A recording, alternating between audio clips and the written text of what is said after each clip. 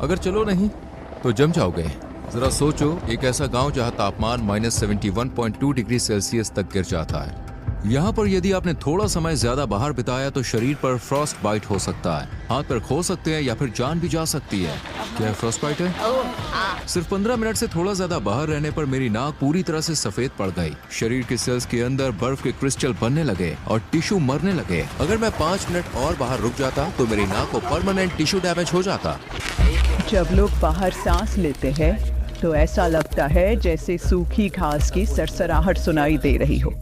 वो आवाज होती है गर्म सांस के बर्फ को क्रिस्टल में बदलने की। मैं धरती की सबसे ठंडी बसी हुई जगह पर हूँ, साल के सबसे ठंडे मौसम में। ये ओमिक्रॉन है। जिंदगी बचाने के लिए मैं 20 से ज्यादा कपड़ों की परतें पहने हुए हूँ, जिनका वजन करीब 14 किलो है। 30 डिग्री सेल्सियस गर्म घर से बाहर कदम रखते ही तापमान में 100 डिग्री से भी ज्यादा गिरावट होती है।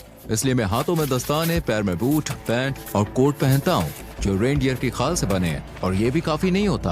अब मैं तुम्हें दिखाने वाला हूँ कि जब बाहर जाना ही जिंदगी की लड़ाई बन जाए तो कैसा महसूस होता है। जैसे ही बाहर निकलते हैं कुछ ही सेकंड्स में पलकें बर्फ से जमने लगती हैं और स्किन में चुभन सी होने लगती है। पूरा गांव ऐसा लगता है जैसे सबने छोड़ दिया हो। मेरी उंगली की टिप ठंड से जल गई। ठंड सिर्फ लोगों और जंगली जानवरों को ही नहीं पकड़ती, ये हर चीज को ठप कर देती है। फोन काम करना बंद कर देते हैं या सीधे बंद हो जाते हैं। बाहर खड़ी कारें कुछ घंटों में पूरी तरह जम जाती हैं। जमीन हमेशा जमी रहती है, इसलिए यहाँ कोई फल या सब्जी नहीं उगती। हमने मॉस्को से फ्लाइट लेकर पूर्व की तरफ 7 घंटे उड़ान भरी और यकुत्स्क पहुँचे। वहाँ से फिर करीब 18 घंटे और 900 किलोमीटर का रोड ट्रिप किया। अब रात के 2 बजे हैं और हम आखिरकार दुनिया के सबसे ठंडे गांव पहुंच गए। थर्मामीटर -60.5 डिग्री सेल्सियस दिखा रहा है। जब हमने कार से बाहर कदम रखा ऐसा लगा जैसे किसी दूसरे ग्रह पर आ गए हों। नाक के अंदर बाल जम गए थे और हर सांस के साथ वो चुभने लगे। यहाँ की सूखी हवा इतनी तेज है कि हमें लगातार खांसी आने लगी। ओमिक्रॉन में करीब 800 लोग रहते हैं जो 1.5 स्क्वायर किलोमीटर के इलाके में फैले हुए हैं। यहाँ बाहर किसी और को देखना लगभग नामुमकिन है, जैसे मानो इस जगह पर वक्त ही थम गया हो। बहुत ज्यादा ठंड है। हम करीब 15 मिनट से बाहर चल रहे हैं। जैसे कि आप देख सकते हैं मेरे दोस्त की पलकों पर बर्फ जमी हुई है, उसकी ऊपरी होंठ पर भी बर्फ की बूंदें दिख रही हैं। इस इलाके में जमीन पूरे साल जमी रहती है। ओमिक्रॉन हमारा इलाका जो पहाड़ों से घिरा हुआ है, यहाँ ठंड इतनी भयानक होती है कि तापमान -63 डिग्री सेल्सियस या यहाँ तक कि -64 डिग्री सेल्सियस तक गिर जाता है। क्योंकि ओमिक्रॉन एक घाटी में बसा है तो यहाँ हवा भी नहीं चलती। ठंड बस बैठ जाती है और रुकी रहती है। इस जमी हुई जमीन की परत को परमाफ्रॉस्ट कहते हैं, जो सैकड़ों मीटर गहरी हो सकती है। इस जानलेवा ठंड से बचने के लिए गाँव वालों ने एक सेंट्रल हीटिंग सिस्टम बनाया है। एक कोयले से चलने वाला बॉयलर पाइप्स के जरिए ज्यादातर घरों तक गर्मी पहुंचाता है। ये सिस्टम हर वक्त चलते रहना चाहिए। अगर थोड़ी देर भी बंद हो जाए तो सबकी जान खतरे में आ सकती है। यहाँ के घर अंदर से आम गांव के घरों से बिल्कुल अलग होते हैं। सेंट्रल बॉयलर से जुड़े हीटिंग पाइप्स हर कमरे से होकर गुजरते हैं ताकि घर गर्म रह सके। जमी हुई जमीन पर घर बनाने के लिए पहले मोटी लकड़ी की बीम बिछाई जाती है ताकि एक फ्लैट बेस मिल सके। फिर उस पर मेन लकड़ियां लगाई जाती हैं। उसके बाद 30 सेंटीमीटर मोटा सा फ्लोर बिछाया जाता है। फिर इंसुलेशन और लास्ट में फिनिशिंग फ्लोर आता है। हर दीवार 7 लेयर से बनी होती है। बाहर लकड़ी, फिर मेन इंसुलेशन के लिए बसाल्ट फूल, इसके बाद प्लास्टर, जाली, फोम इंसुलेशन, फिर एक और प्लास्टर की परत और आखिर में अंदर की तरफ लकड़ी का पैनल। खिड़कियां ट्रिपल ग्लेज्ड होती है जो इस हड्डी जमा देने वाली ठंड के खिलाफ एक मजबूत ढाल बनाती है। अटारी को भूसे और मिट्टी से इंसुलेट किया गया है। इन सब के साथ एक स्टोव या हीटिंग सिस्टम मिलकर घर को पूरी तरह से गर्म रखता है। लगभग हर घर में एंट्रेंस रूम को जानबूझकर बिना हीटिंग के छोड़ा जाता है। हम अपने घर के सामने वाले कमरे में सब कुछ फ्रीज करके रखते हैं। देखो ये फ्रिज, ये नेचुरल फ्रिज है। यहाँ मैंने दूध और मीट फ्रीज करके रखा है। सब कुछ ठंड में ही स्टोर होता है। जैसा आप देख सकते हैं घर के एंट्री वाले पहले 2 कमरे स्टोरेज और फ्रिज की तरह इस्तेमाल होते हैं। ये बिना गर्मी वाले कमरे ठंड के खिलाफ एक बफर की तरह भी काम करते हैं। कमरे के अंदर खासकर छत पर आप बर्फ और बर्फ के क्रिस्टल साफ देख सकते हैं। ओमिक्रॉन में दिन जल्दी शुरू हो जाता है। जो कि इस वक्त तक अपने बाड़े में पहुंच चुकी होती है। यहाँ के पशुपालक गाय के थन पर कपड़ा लपेटते हैं ताकि वो नाजुक हिस्सा फ्रॉस्ट बाइट से बचा रहे और साफ भी रहे। अब ठंड जमने का खतरा नहीं रहता, लेकिन जैसे ही दूध निकलना शुरू होता है हमें बहुत सावधानी रखनी पड़ती है। ओमेकन की इस एक्सट्रीम ठंड की वजह से किसी भी घर में पानी की पाइपलाइन नहीं जाती है, क्योंकि वो तुरंत जम जाएगी। गायों को हर सुबह बाहर इस ठंड में निकलना पड़ता है और नदी तक जाना पड़ता है पानी पीने के लिए। एक एक करके सब गाय बर्फ से भरे इस बर्फीले नर्क में उतरती हैं। तेजी से चलती हैं क्योंकि उन्हें पता होता है कि बहुत देर बाहर रुकना जानलेवा हो सकता है। उनके बाल कुछ ही सेकंड्स में बर्फ से जम जाते हैं। नदी का ये हिस्सा जमा नहीं है क्योंकि यहाँ पहाड़ से सीधा ताज़ा पानी आता है। जमीन के नीचे से निकलने वाला स्प्रिंग वाटर भी इसी नदी से मिलता है और यही हिस्सा बर्फ से नहीं जमता। फिर अचानक मेरा पूरा चेहरा सुन्न हो गया। बाएं गाल की मसल बिल्कुल नहीं हिल रही थी। ऐसा लग रहा था जैसे चेहरा पैरालाइज हो गया हो। जब मेरी नाक जमने लगी तो ये टोकियो ने फौरन देख लिया। क्या फ्रॉस्ट बाइट है? ठंड की वजह से ब्लड वेसल्स सिकुड़ जाती है, जिससे ब्लड सर्कुलेशन कम होने लगता है। जब शरीर के अंदर गर्मी नहीं रहती तो हर सेल के अंदर मौजूद पानी बर्फ बन जाता है और वो बर्फ के क्रिस्टल सेल्स को फाड़ देते हैं। इससे तेज चुभन होती है और टिश्यू मरने लगते हैं। तुम्हें अपना चेहरा ढक लेना चाहिए, ऐसे चलते वक्त मुंह ढक कर चलो। ध्यान रखना वरना ये काला पड़ सकता है। लेकिन जैसे जैसे डॉक्यूमेंट्री आगे बढ़ती गई और तापमान और भी नीचे गिरने लगा, हम अपनी लिमिट्स को पुश कर रहे थे ताकि आपको दिखा सके कि यहाँ जिंदा रहने के लिए असल में क्या क्या करना पड़ता है। अब इस पॉइंट के बाद डॉक्यूमेंट्री शूट खत्म होने तक मैं एक बार में 10 मिनट से ज्यादा बाहर नहीं रह सकता, वरना मेरी नाक जो पहले ही फ्रॉस्ट बाइट का शिकार हो चुकी है वो और खराब हो जाएगी। ये है इलाज, ये एलोवेरा और सिर्फ अल्कोहल है। इसे ऐसे भिगोकर उस हिस्से पर लगाओ जो जम गया है, और हाँ, उसे रगड़ना नहीं वरना वेसल्स और कैपिलरीज को नुकसान पहुंच सकता है और जख्म बन सकते हैं। फिर येवडोकिया ने अपने राज के काम की शुरुआत की। आंगन में धुले हुए कपड़े टांग कर सिर्फ कुछ ही मिनटों में वो कपड़े पूरी तरह से जमकर सख्त हो गए। उसके सारे कपड़े एकदम जम चुके हैं। मेरे हाथ भी अब जमने लगे हैं।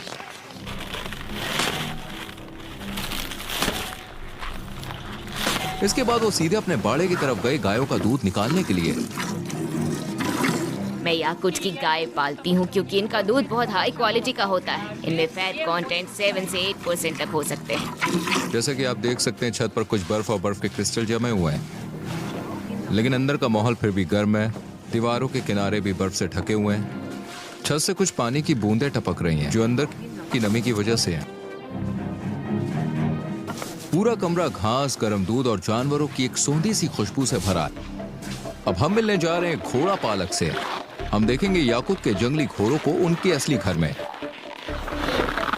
मिखाइल, रूही, ये रहे याकुत घोड़े। यहाँ की हालत इतनी सख्त है कि सिर्फ यही घोड़े खुद को इस माहौल में ढाल पाए हैं। आज तापमान कितना है? यहाँ का तापमान करीब -50 डिग्री सेल्सियस है और बाहर ज्यादा देर रहना मुश्किल होता है। हमारे पास खुले मैदान में फेंसिंग का एक सिस्टम है। ये घोड़े ज्यादातर खुले में ही चरते हैं। इन याकुटियन घोड़ों को गर्म शेल्टर की जरूरत नहीं होती। ये -70 डिग्री सेल्सियस की ठंड में भी दिन रात खोले में रह सकते हैं।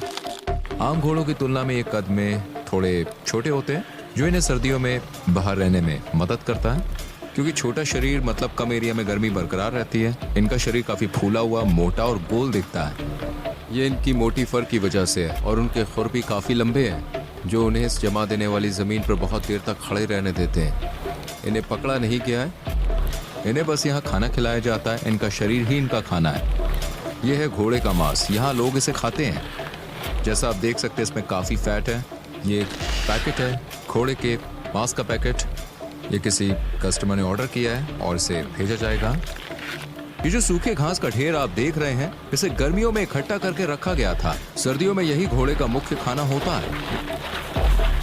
खाइल ने हमें अपने घोड़े का मांस और लिवर चखने को दिया, जिसे इस इलाके में सिर्फ कच्चा और जमा हुआ ही खाया जाता है। घोड़े का कच्चा मांस। इसमें ढेर सारे विटामिन और जरूरी न्यूट्रिएंट्स होते हैं। क्योंकि यहाँ फल सब्जी नहीं होती, तो हमें सारे विटामिन मीट से ही मिलते हैं। इसका स्वाद बर्फ जैसा है, कुछ महसूस नहीं हो रहा क्योंकि ये पूरी तरह से जमा हुआ है। और ये है लिवर। ओमिकन में जनवरी के महीने में दिन की रोशनी सिर्फ करीब 4.5 घंटे तक रहती है। अभी दोपहर के 3 बजे हैं। अंधेरा छा रहा है और हम आज का दिन यहीं खत्म कर रहे हैं। के लिए घोड़े, गाय, बैल और खास तौर पर रेनडियर का इस्तेमाल किया जाता था। इस इलाके में रेनडियर बहुत अहम माने जाते हैं, सिर्फ ट्रांसपोर्ट के लिए नहीं बल्कि उनके मांस, खाल और दूध के लिए भी। गांव के सेंटर से करीब आधा किलोमीटर दूर ओमेकन के जमे हुए जंगल शुरू हो जाते हैं। इस गांव में ज्यादातर लोग पशुपालन करते हैं, लेकिन इवान जैसे लोगों के लिए शिकारी उनकी कमाई का सबसे बड़ा जरिया बन जाता है। मैं जंगली आदमी हूँ। ये मेरी शिकार वाली जगह है और ये है मेरा टेंट, मेरा घर।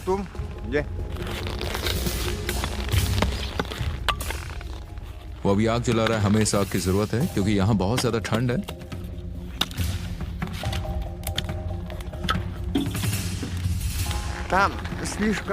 हमें सिर्फ रास्ते पर चलना चाहिए। नीचे की बर्फ पतली है। हम जमी हुई नदी की तरफ जा रहे थे जहाँ इवान ने एक दिन पहले मछली पकड़ने का जाल लगाया था। इवान ने हमारे कैमरामैन को टाइम पर रोक लिया। वो बर्फ की एक टूटी हुई सतह पर कदम रखने वाला था। एक गलत कदम और वो पानी में गिर सकता था ओ रुको। और भीग सकता था। एक बार सर्दियों में जब इतनी ही ठंड थी, मेरे पापा जंगल में अपने घोड़े पर सवार होकर घूम रहे थे। वो बर्फ के अंदर गिर गए और तुरंत ही ठंड से जमने लगे। जब उन्हें एहसास हुआ कि आसपास कोई गर्म जगह नहीं है और मदद मिलने का कोई चांस भी नहीं, तो उन्होंने खुद को गोली मारने का फैसला किया ताकि धीरे धीरे दर्दनाक मौत न झेलनी पड़े। थोड़ा पानी लेंस पर गिर गया। ओह माय गॉड, ये तो अभी से जम गया। हमारा कैमरा पहले इतनी ठंड में ठीक से काम नहीं कर पा रहा था और अब ये जमी हुई लेंस तो बिल्कुल बेकार हो गई है। हमें इसे छोड़ना पड़ेगा। जाल निकालने के लिए वो एक छोटी फावड़े से छेद से बर्फ हटा रहा है। जैसी मछलियां बर्फीली हवा में आई वो कुछ ही सेकंड्स में मर गईं। पानी अंदर से गर्म था लेकिन बाहर आती ये मछली शॉक में आ गई और पूरी तरह से जम गई। अब वो जमी हुई मछली को पकड़कर थोड़ा गर्म कर रहे हैं अपने हाथों से रगड़कर, ताकि उसे काटना आसान हो जाए। फिर बड़े ध्यान से वो उसे पतली स्लाइस में काट रहे हैं। जमी हुई और कच्ची जंगली मछली जब ये फ्रीज होती है तो ऐसा लगता है जैसे आप सिर्फ बर्फ खा रहे हो। इसे नमक के साथ खाना चाहिए। सर्दियों में मछलियों में ढेर सारे विटामिन होते हैं। टेंट के अंदर गर्मी है लेकिन बाहर की परत पूरी तरह से बर्फ से जमी हुई है। आप देख सकते हैं वो आग को तेज कर रहे हैं और थोड़ी मछली प्रकृति को अर्पण कर रहे हैं। हे प्रकृति की आत्मा, हमारा ये तोहफा स्वीकार करो। हमें शिकार में सफलता दे और अपनी जमीन की समृद्धि से हमें नवाजें। उनके शमानी विश्वास के मुताबिक उन्हें शिकार की आत्मा को संतुष्ट रखना होता है, वरना अगली बार शिकार में कुछ हाथ नहीं लगेगा। अब हम जंगल की तरफ बढ़ रहे हैं। इवान इस बार कोई बड़ा शिकार करना चाहते हैं। ऐसा लग रहा है जैसे यहाँ से अभी अभी कोई जानवर गुजरा है। जमीन पर पैरों के निशान और थोड़े पेशाब के धब्बे दिख रहे हैं। देखो, ये रोड डियर के पैरों के निशान हैं। हम उसके काफी करीब आ चुके हैं। क्योंकि मैं 10 मिनट से ज्यादा वक्त तक बाहर ठंड में खड़ा रहा, मेरी नाक फिर से सुन्न होने लगी। अब मुझे और सावधान रहना पड़ेगा। मुझे अपनी नाक महसूस ही नहीं हो रही है। ओके। उस तरफ से वो भागते हुए जंगल की ओर गया था। ओके। मैं जाल वहीं लगाऊंगा। उन्हें उम्मीद है कि कोई बड़ा जानवर इसमें फंसेगा। शिकारी को पता है कि जानवर हर दिन एक ही रास्ते पर चलता है, इसलिए वो उसी रास्ते पर जाल बिछा रहे हैं।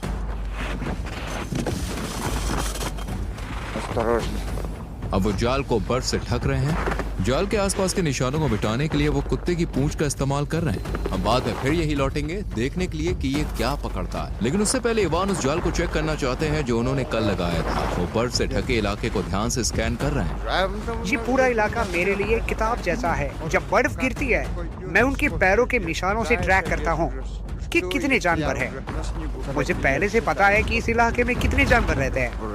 साका एक तुर्किक समुदाय है जो सेंट्रल एशिया से आए हैं और मैं हूँ तुर्की से, एक ऐसा देश जिसकी जड़ें भी इसी जगह से जुड़ी हैं। इस डॉक्यूमेंट्री को आगे बढ़ाने से पहले मैं इस प्रोजेक्ट के स्पॉन्सर को थैंक यू कहूंगा और समझना चाहता हूँ कि मैं इन लोगों से कितनी अच्छी तरह से जुड़ा हूँ। और ये रहा बर्फ पर पड़ा हुआ एक दमदार शिकार। तुम्हें एक खरगोश मिला है और वो भी बहुत बड़ा। हम सबके खाने के लिए काफी होगा। उसे जाल ने नहीं मारा, वो वहीं फंसा रह गया और जानलेवा ठंड ने उसकी जान ले ली। तो यहाँ प्रकृति कोई मजाक नहीं करती। ये जाल उस जाल से छोटा है जो हमने आज लगाया था। अब देखना है कि अगली बार क्या फंसता है, लेकिन फिलहाल आज रात आग पर मीट पकेगा। ओम्याकान में खरगोश बहुत मिलते हैं। युद्ध के समय हमारे लोग इन्हीं खरगोशों का शिकार करके जिंदा बचे थे। तुम्हारा ने खरगोश पकाया, अपने घर में डिनर टेबल तैयार की। इसमें बिल्कुल फैट नहीं है, ये बहुत लीन मीट है, थोड़ा सूखा लगता है। आगे आने वाले कुछ सीन शूट करना हमारे लिए सबसे मुश्किल था, लेकिन द ओलेंगॉफ्स की मदद से। इसमें बिल्कुल फैट नहीं है, ये बहुत लीन मीट है, थोड़ा सूखा लगता है। आगे आने वाले कुछ सीन शूट करना हमारे लिए सबसे मुश्किल था, लेकिन द ओलेंगॉफ्स की मदद से, जो रूरल रशिया पर यूट्यूब का सबसे बड़ा चैनल है, हम ये सब शूट कर पाए। सुबह की पहली रोशनी में हमें घर के पास कुछ ऐसा दिखा जिसकी उम्मीद नहीं थी। एक विशाल सांप की मूर्ति जो पूरी की पूरी गाय के गोबर से बनी हुई है। उसका वजन 360 किलो से भी ज्यादा है और इसे एक लोकल किसान ने बनाया है। यहाँ का सब जीरो क्लाइमेट पानी की पाइपलाइन को भी चलने नहीं देता। अगर पाइप लगाया जाए तो उसके अंदर का पानी तुरंत जम जाएगा। इसलिए लोग अपनी जरूरतें ऐसे पूरी करते हैं, जैसे हाथ धोने के लिए टैंकों में पहले से स्टोर किया गया पानी इस्तेमाल करना। हमारा सिंक काफी पुराना है। नीचे एक बाल्टी रखी है जिसमें पानी गिरता है और जब भर जाती है तो उसे उठाकर बाहर फेंक देते हैं। एक बार फिर यहाँ प्लम्बिंग सिस्टम न होने की वजह से घरों में ना तो शावर होता है ना टॉयलेट। इन जरूरी सुविधाओं को बैग में बनाए गए कैबिन्स में रखा गया है जो बिना हीटिंग के होते हैं। सीवेज सिस्टम न होने के कारण इंसानी वेस्ट वहीं जमा रह जाता है जहां उसे डाला गया है। जैसे ही वेस्ट हवा के संपर्क में आता है वो तुरंत जम जाता है और धीरे धीरे बर्फ के खंभों की तरह जमा होता है, जो कभी कभी 1 से 2 मीटर ऊंचे हो जाते हैं और फिर धीरे धीरे टूटते हैं। जब किसी को टॉयलेट जाना होता है तो उसे पहले काफी सारे कपड़े उतारने पड़ते हैं और जल्दी करना पड़ता है ताकि ठंड से जम ना जाए। ये कोई आरामदेह अनुभव नहीं होता, लेकिन ये टॉयलेट थोड़ा अलग है। इसमें हीटर है, पर प्रॉब्लम ये इसे वेंटिलेट नहीं किया जा सकता क्योंकि बाहर की ठंडी हवा हीटिंग सिस्टम को खराब करती है। ओह, देखो, अरे वाह। इस तरह के टॉयलेट को ठंड से बचाने के लिए अब भी इस्तेमाल किया जाता है, हालांकि इसके अंदर अक्सर तेज बदबू जमा हो जाती है। नहाने, खाना बनाने, बर्तन धोने या बस पानी पीने के लिए साफ पानी जरूरी होता है, लेकिन यहाँ पानी हासिल करना अपने आप में एक बड़ा प्रोसेस है। लोग यहाँ नदी से बर्फ के ब्लॉक्स काटते हैं, फिर उन्हें पिघलाकर ताज़ा पानी बनाते हैं ताकि रोजमर्रा के काम हो सके। इस वक्त आप जो देख रहे हैं वो एक सफेद चादर जैसी फैली हुई बर्फ है, लेकिन उसके नीचे एक जमी हुई नदी है जो यहाँ पानी का इकलौता स्रोत है। अब वो एक चिसल से मोटी बर्फ को काट रहे हैं। अगर बहुत ठंड हो तो जल्दी काम करना पड़ता है, वरना खुद ही जम जाओगे। जैसे जैसे हम एक एक करके ठोस बर्फ के ब्लॉक्स काटते हैं, उन्हें उठाकर स्लेट पर रखते जाते हैं। 2, 3, ओप्स। हमने स्लेट पर उतने बर्फ के टुकड़े लाद दिए हैं जितना वो उठा सकता है। हमारे पूर्वज इन बर्फ के ब्लॉक्स को बैलगाड़ियों से ले जाते थे। निकोलाई, ये कितने दिन चलेंगे? मेरा परिवार बड़ा है, ये शायद 2 या 3 हफ्ते चल जाएंगे। ये बड़े बड़े बर्फ के टुकड़े या तो घर के अंदर के किसी ठंडे कमरे में रखे जाते हैं या फिर सीधे बैकयार्ड में बाहर। वो इन बर्फ के टुकड़ों को ड्रम में डालते हैं, फिर जब ये पिघल जाते हैं तो उन्हें पीते हैं। बल्कि वो अपने पड़ोसियों के साथ भी इसे बांटेंगे ताकि सभी लोग इस साफ पानी से नहा सकें। इस गांव में नहाने की शुरुआत नल खोलने से नहीं होती, बल्कि लकड़ियां काटने से होती है।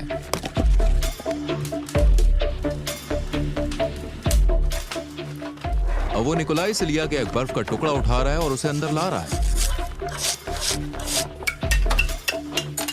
हमारे दादा दादी तो 2-2 घंटे तक नहाते हैं। हम आमतौर पर 1.5 घंटे तक नहाते हैं। और तुम्हें अपना नहाना पूरा करने में कितना टाइम लग जाता है? पूरा प्रोसेस लगभग 4 से 5 घंटे लेता है। हम हफ्ते में 1 बार नहाते हैं, शनिवार या रविवार को। अगला स्टेप है जमी हुई शैम्पू की बोतल को स्टोव के पास गर्म करके लिक्विड बनाना। नहाते वक्त ये लोग लोटे से खुद पर पानी डालते हैं। जब नहाना खत्म होता है तो ये फटाफट कपड़े पहनते हैं क्योंकि अब इन्हें 60 डिग्री से बाहर -54 डिग्री सेल्सियस में निकलना है, यानी कुल 114 डिग्री का फर्क। सप्ताह का नहाने का रिचुअल खत्म होने के बाद अगली सुबह जल्दी शुरू होती है। सुबह 7:30 बजे बच्चे एक हड्डी जमा देने वाली ठंडी सुबह में उठते हैं। बाहर अब भी अंधेरा है। घर के अंदर लगे सिंपल वाटर टैंक की मदद से घर की गर्माहट में बच्चे अपना चेहरा धोते हैं और ब्रश करते हैं, लेकिन बाकी जरूरतों के लिए अभी भी उन्हें बाहर वाले टॉयलेट का ही इस्तेमाल करना पड़ता है। जोएना अपनी बेटियों को स्कूल के लिए तैयार करने में मदद करती है। बच्चे कई लेयर के कपड़े पहनते हैं ताकि बाहर के सफर में ठंड से बचे रह सकें। बाहर जाने से पहले जोएना अपनी बेटियों के चेहरे पर वुल शॉल कसकर लपेटती है जिससे उनका मुंह और नाक ढके रहे और बर्फीली हवा से बचाव हो। अब वो बाहर निकलने के लिए तैयार है। स्कूल तक का रास्ता लगभग आधा किलोमीटर है। हर सर्द सुबह निकोलाई अपनी बेटियों को लेकर निकलते हैं। ओमिकॉन में स्कूल तब तक खुला रहता है जब तक तापमान -55 डिग्री सेल्सियस से नीचे नहीं चला जाता। उससे नीचे जाना बाहर निकलने के लिए बहुत खतरनाक हो जाता है। आज थर्मामीटर -54 डिग्री सेल्सियस दिखा रहा है। जैसे ही बच्चे स्कूल पहुंचते हैं, दूसरी तरफ इवान जैसे लोग की जिंदगी हर दिन सर्वाइवल और शिकार के इर्द गिर्द घूमती है। इवान के पास यहाँ कई जानवर हैं, यहाँ तक कि उसके पास एक जमा हुआ भेड़िया भी है। उसने इस भेड़ियों को सुबह होने से पहले यानी करीब 2 घंटे पहले हमारे साथ मिलकर लगाए गए जाल में पकड़ा। भेड़िया जाल में फंसा था और ठंड की वजह से मर गया क्योंकि वो हिल नहीं पाया। ठंड में अगर हिलते नहीं हो तो मर जाते हो। ये नर भेड़िया है। अब इवान इसकी खाल बेचेगा और इसके मांस का इस्तेमाल करके नया जाल लगाएगा जिससे वो भालू का शिकार करेगा। वो हमें अपने शिकार का कलेक्शन दिखा रहा है। ये उन लोमड़ियों की खालें हैं जिन्होंने उन्हें पूरी सर्दी ट्रैक किया और पकड़ा। इसकी फर कितनी मोटी थी, ये तो पूरा बड़ा भालू था। इन भालुओं को मारना पड़ा क्योंकि ये मेरे जानवरों पर बार बार हमला करते थे। हर साल ये मेरी जमीन पर आ जाते हैं और हर बार इनकी संख्या बढ़ती जा रही है। ओमिक्रॉन की ठंड इतनी ज्यादा है कि सबसे मजबूत गाड़ियां भी फेल हो जाती हैं अगर उन्हें सही तरीके से तैयार ना किया जाए। अगर कोई गाड़ी कुछ घंटे तक बिना इंजन चलाए बाहर रह जाए तो वो पूरी तरह से जम जाती है और बिना पूरी तरह डिफ्रॉस्ट किए चालू नहीं होती। अपनी कार को डिफ्रॉस्ट कैसे करोगे? हम जेट हीटर यूज करेंगे। हमें नहीं पता कि स्टार्ट होगा या नहीं। हर हिस्सा कड़क बर्फ में जम चुका है, मेटल, फ्यूल, तेल, यहाँ तक कि बैटरी भी। वो सबसे पहले कार पर जमी मोटी बर्फ को ब्रश से साफ कर रहे हैं। टायर एकदम पत्थर जैसा सख्त हो गया है। बाहर का तापमान -56 डिग्री सेल्सियस था। टायर पंक्चर नहीं हुआ है, बल्कि इतनी ज्यादा ठंड में अंदर की हवा सिकुड़ जाती है जिससे टायर पिचक जाता है। ये लोग इस सेटअप को इंस्टॉल कर रहे हैं ताकि गाड़ी को गर्म किया जा सके। हम इसे पूरी तरह से बंद करने की कोशिश करते हैं ताकि जो गर्म हवा अंदर है वो बाहर न निकले।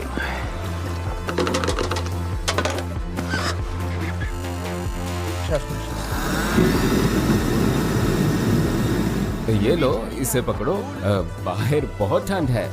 यहाँ हर चीज को गर्म रखना जरूरी होता है क्योंकि ये डीजल कार है, इसलिए टैंक में जो डीजल है वो पूरी तरह जम गया है।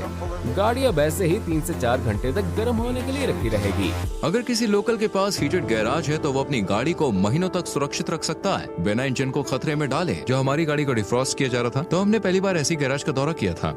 इस गैराज का दरवाजा बहुत ही अच्छी तरह से इंसुलेटेड है, कोई भी कोना खुला नहीं छोड़ा गया है। वो लोग स्पेशल इंसुलेशन मटेरियल का इस्तेमाल करते हैं। दीवार को देखिए, लेयर दर लेयर बनाया गया है और यहाँ हीटिंग पाइप्स भी है जो पूरे गैराज को गर्म रखते हैं। हमने गाड़ी को 3 घंटे तक गर्म किया है। अब इसे स्टार्ट करने की कोशिश करते हैं। बैटरी लगाई जा चुकी है। अब डिपस्टिक से ऑयल लेवल चेक किया जा रहा है। ये पहली बार है जब दरवाजा खोला गया है। हाँ, बहुत बढ़िया। इस गाड़ी को मौत के मुंह से वापस लाया गया है। अब हम यहाँ से निकलने की कोशिश करेंगे। ओमिक्रॉन में जिंदा रहने का मतलब प्रकृति पर जीत पाना नहीं है, बल्कि उसके साथ तालमेल बनाकर जीना है। प्राचीन शामनिक ज्ञान से प्रेरित याकुट लोग ठंड से लड़ते नहीं, बल्कि उसे सम्मान देते हैं और उसके नियमों के साथ जीते हैं। देखो, तापमान जरा भी ऊपर नहीं जा रहा है। यहाँ सबसे बेरहम सर्दियों का सामना डर से नहीं बल्कि रिवाजों और विश्वास से किया जाता है। इस अटूट यकीन के साथ कि प्रकृति जितना लेती है उतना ही लौटाती भी है। ये सिर्फ जिंदा रहने की कहानी नहीं है, ये है प्रकृति के साथ जीने की कहानी। एक बहुत बड़ा धन्यवाद मेरे प्यारे दोस्त तुर्गत एकिंग को, जो इस पूरे सफर में हरदम मेरे साथ थे। उन्होंने भी ओमिक्रॉन में एक वीडियो शूट किया जहां उन्हें एक लोकल परिवार से खास इनविटेशन मिला और उन्होंने इस जमा देने वाले गांव की रोजमर्रा की जिंदगी को कैमरे में कैद किया। और हाँ, जब मैं टूर गाइड के साथ